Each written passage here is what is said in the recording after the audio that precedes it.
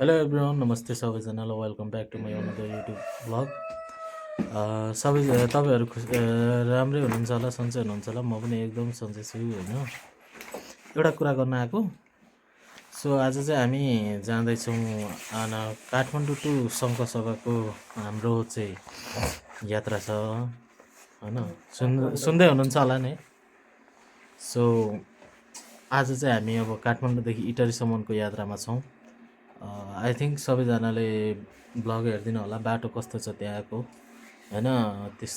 बाटोको अवस्था I think राम्रै होला तर तल तल खोलामा चाहिँ अहिले अलिकति प्रब्लम होला कि भन्ने छ हेर्दै जाउँ के हुन्छ सो सबैजनाले हेरिदिनु होला माया गरिदिनु होला अहिलेसम्म माया गरिदिइराख्नु भएको छ थ्याङ्क यू सो मच भन्न चाहन्छु सबैजनालाई ल है त अब हामी निस्किन्छौँ हामी अहिले चाहिँ हाम्रो लोकेसन भनेको चाहिँ ललितपुरको इमाडोल हो सो अब यहाँदेखि हिँड्छौँ त्यस पछाडि हामी अहिले देखाउँछौँ है त अलराइट एभ्रिवान अब चाहिँ हामी जाँदैछौँ दिदीलाई पनि बाई बाई भन्न चाहन्छु हेलो दिदी भेना हेलो भाइ कस्तो छ एकदम आज चाहिँ हाम्रो खतरा ल बोलायो भने बाई बाई यता चाहिँ हाम्रो चुनल्लो मुनल्लो हुनुहुन्छ सुतिराख्नु भएको छ हाम्रो छोरी डिस्टर्ब भयो डिस्टर्ब गरे जस्तो छ रुन सकेको छैन गुड मर्निङ मामा जानु लाग्यो है त उठ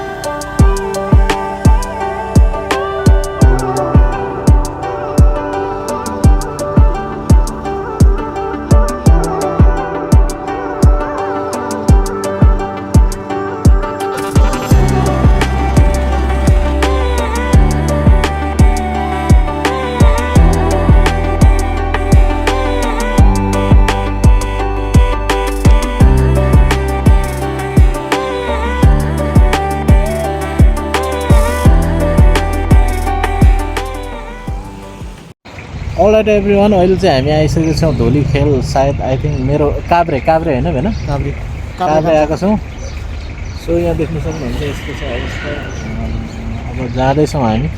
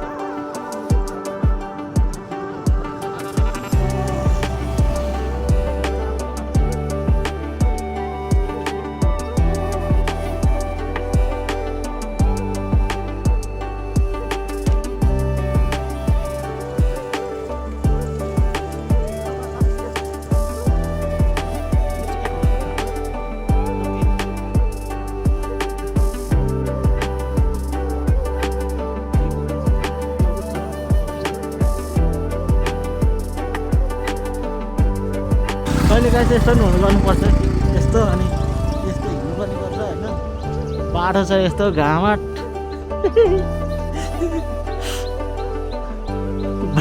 भाइ झन्नै लडी पठायो नउठेको भए त लडिसक्ने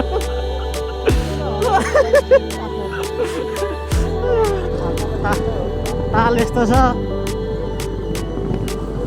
हो त्यत्रो न भेला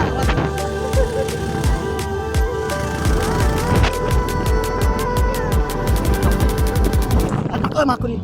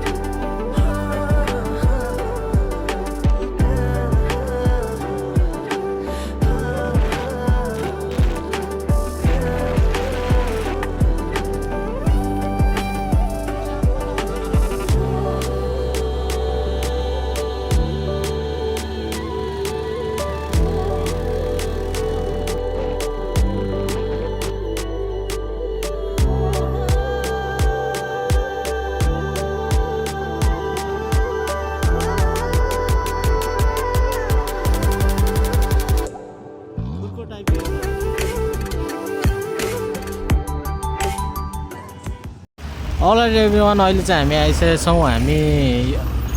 ठोकिन्छ है भेना यसमा भेना यहाँ हेर्नु त कस्तो लागिरहेछ जक्कास एकदम दामी बाइकमा ल यहाँ देख्न सक्नुहुन्छ तल चाहिँ यस्तोहरू छ है अनि यो हाम्रो चाहिँ परी मेरो परी गलिरहेछन् मोरी सो यस्तो छ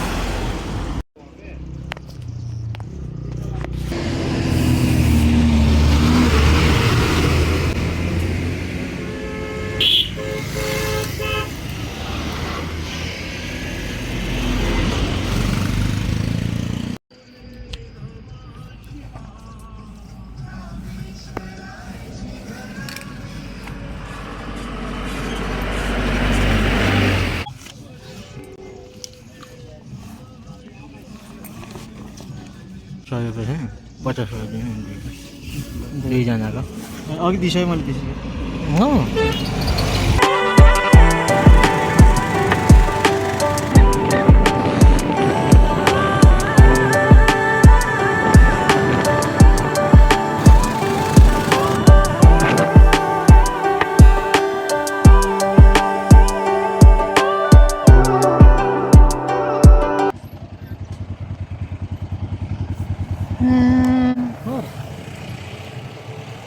यतादेखि जानु मिल्छ हामी थ्याङ्क यू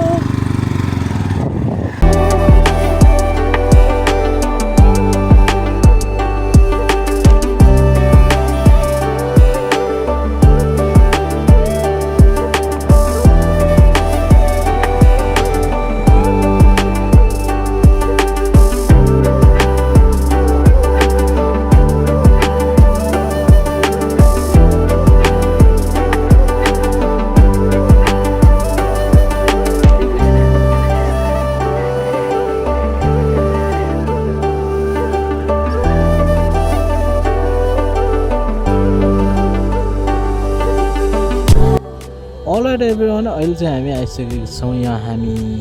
कुन ठाउँ भन्छ यसलाई गढी डाँडा एकदमै यो चाहिँ जोस् यहाँ चाहिँ अलिकति होइन सिन्धुलीको गढी भनेर चिनिँदो रहेछ सो यहाँ देख्न सक्नुहुन्छ यतापट्टि यो आएन सबैजनाले चिन्नुहुन्छ होला यो ठाउँलाई आई थिङ्क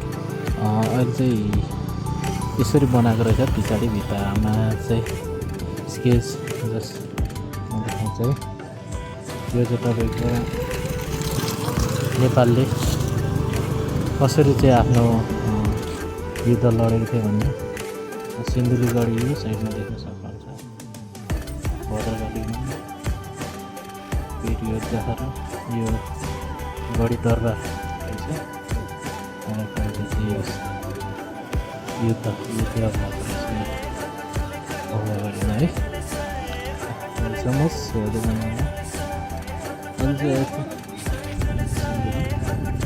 सिन्धुली बजार यहाँ छ अलराइट एभ्रिवान अहिले चाहिँ हामीले खाइसकेको छौँ रेड बुल अब हामी यहाँदेखि लाग्नेछौँ कस्तो लागिरहेछ भन एकदम झक्कास तर चाक दुखिरहेछ गाह्रो छ है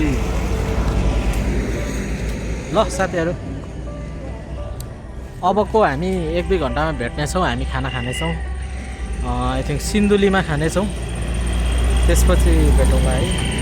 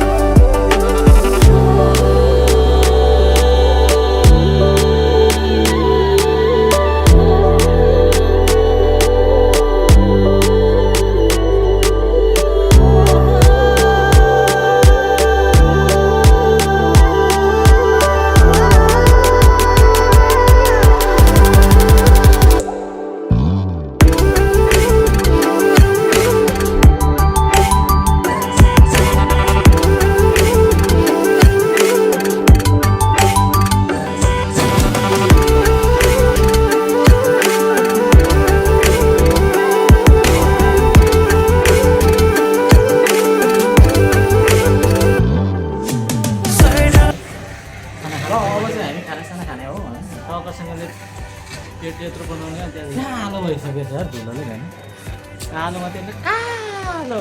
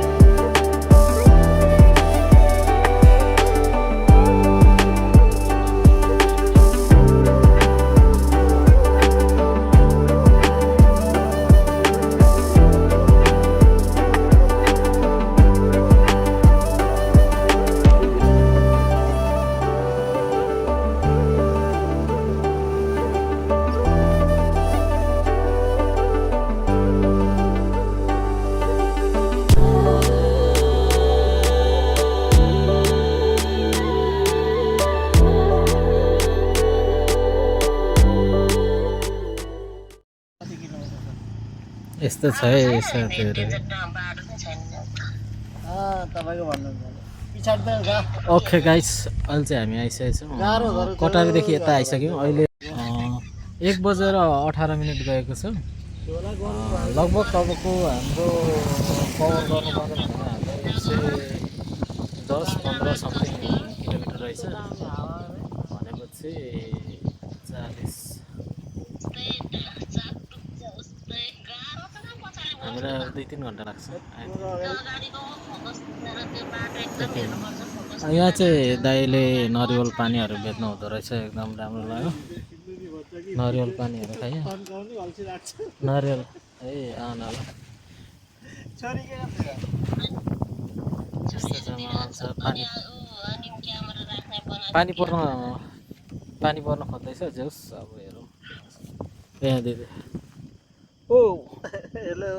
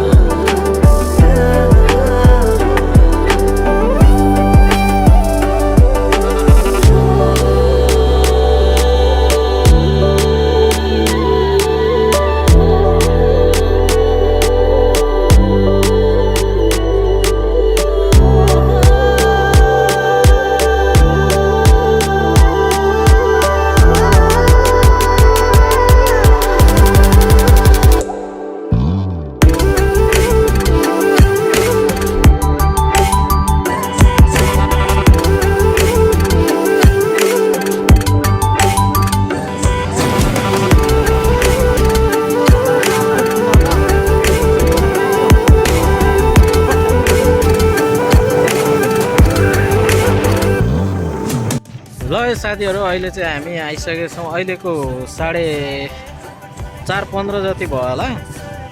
हामी चाहिँ कोशी ब्यारेकमा आएको छौँ। यहाँदेखि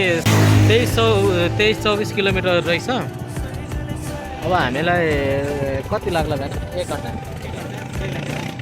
1-1.5 घन्टामा चाहिँ लगभग बेला जस्तो छ। मजा आएर चाहिँ यहाँको नजारा हेर्नु होला, देख्न सक्नुहुन्छ नजारा। यहाँ बाँध बनाउने क्रम हो कि के बनाउने हो। यतापट्टि गोसाइकुण्ड, यतादेखि गोसाइकुण्ड जान्छ। यहाँ माथि छ गोसाइकुण्ड।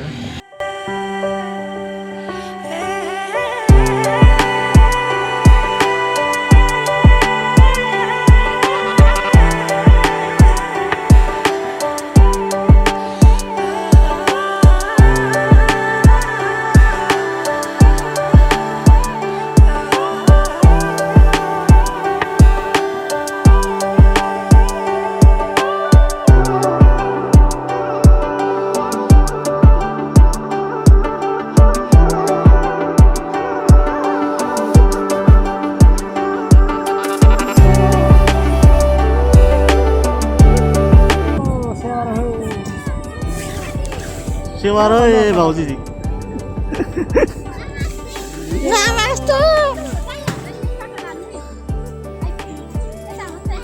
के भएर भयो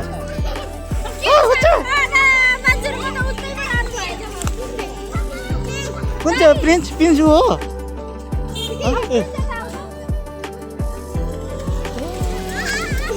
हो तिम्रो नाम प्रिन्स हो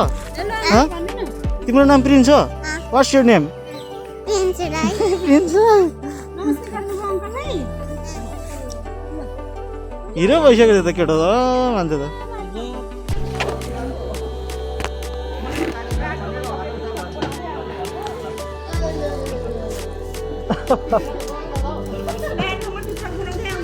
हजुर